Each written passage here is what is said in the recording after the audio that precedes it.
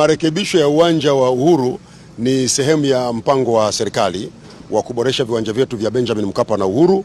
Hapa tulipo kulikuwa kuna kazi ya kubadilisha paa, pale lilokuwepo lilikuwa limechakaa likawa linavuja, lakini kuna kazi ya kufunga viti vyote zaidi ya 20,000 katika uwanja huu.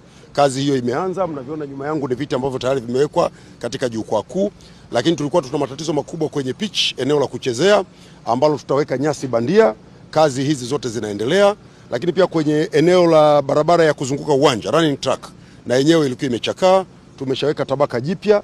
Kuna sehemu ilikuwa ina kera hapa Uhuru, ilikuwa inaotesha nyasi, pana kama kimsitu cha nyasi hivi, tumeondoa, tumeweka vitofali vidogo vile paving blocks kwa ajili ya kupaweka kuwa nadhifu zaidi. Viti kwa ajili ya mzunguko viko njiani vinakuja, mpaka mwisho wa mwezi wa 10 vitakuwa vimefika hapa Tanzania kwa ajili ya kuvifunga. Lakini hivi vya jukwaa kuu tumevifunga kwa haraka kwa sababu uwanja una matumizi makubwa ya karibuni. Uwanja huu pia tunategemea utumike kwenye sherehe za uapisho, matukio ya kitaifa haya. Kwa hiyo kwenye maandalizi ya kutumika kwa ajili ya sherehe hizi, uwanja mpaka sasa umefikia 90%. Tumeshakamilisha sehemu kubwa ya vitu ambavyo tulikuwa tunavifanya, lakini kubwa zaidi ambalo nitaka kuzungumza na nyinyi ni juu ya kukamilisha ukarabati mzima uwanja wa Uhuru ili utumike kama uwanja mbadala wa uwanja wa Benjamin Mkapa. Sasa tulikuwa tuna changamoto hapa na TFF wakaufungia uwanja huu kwa sababu sehemu yake ya kuchezea ilikuwa imechakaa sana, kwa hiyo ukawa haufai, lakini pia hakukuwa na taa.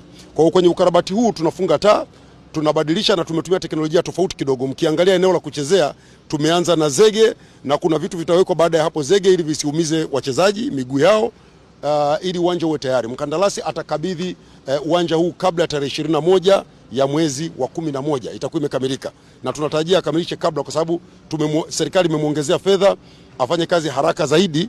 Tukifika hapo tutakuwa tumeuwezesha uwanja wa Uhuru kutumika kwa sehemu kubwa ya mechi za kimataifa na ligi kuu, wakati uwanja wa Benjamin Mkapa tunafanya mabadiliko ya pitch.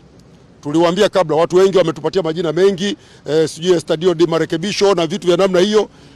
Acheni mbwembwe, tulishasema tangu mapema uwanja unahitaji marekebisho makubwa ya pitch. Uwanja wa Benjamin Mkapa, marekebisho makubwa ya pitch yanataka kuondoa tabaka la juu lote, tubadilishe tuweke tabaka jingine. Uwanja wa Uhuru tuna ukarabati kwa zaidi ya shilingi bilioni 19.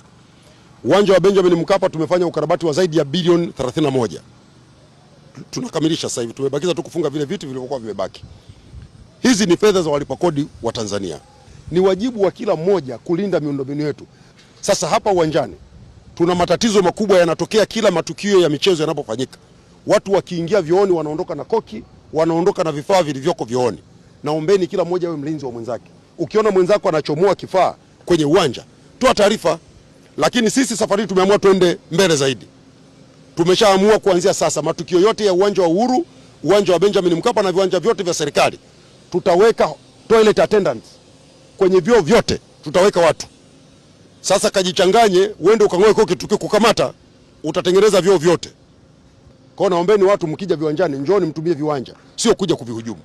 Sasa hivi uwanja wa Uhuru tukishakamilisha utakuwa ni uwanja ambao unatumika usiku na mchana, kwa sababu tunafunga taa, na wote mmeona tumeleta container zima la taa nzuri kabisa kutoka kampuni bora ya kuzalisha taa duniani, ziko pale. Nyasi tunazoweka hapa ni za ubora wa kiwango namba 1, ndio zitakazofungwa hapa uwanja wa Uhuru. Na tumekuja safari hii tunaweka kitu kinaitwa shock pad. Tunaweka shock pad kwa sababu teknolojia ambayo imekuwa ikitumika kuweka nyasi bandia kwenye viwanja vingi, hawaweki shock pad. Matokeo yake wachezaji wakicheza wanaumia miguu. Hapa sasa tumezingatia ubora wa kimataifa. Tunaweka nyasi lakini tutakuwa na shock pad ili wachezaji wakicheza wasipate madhara.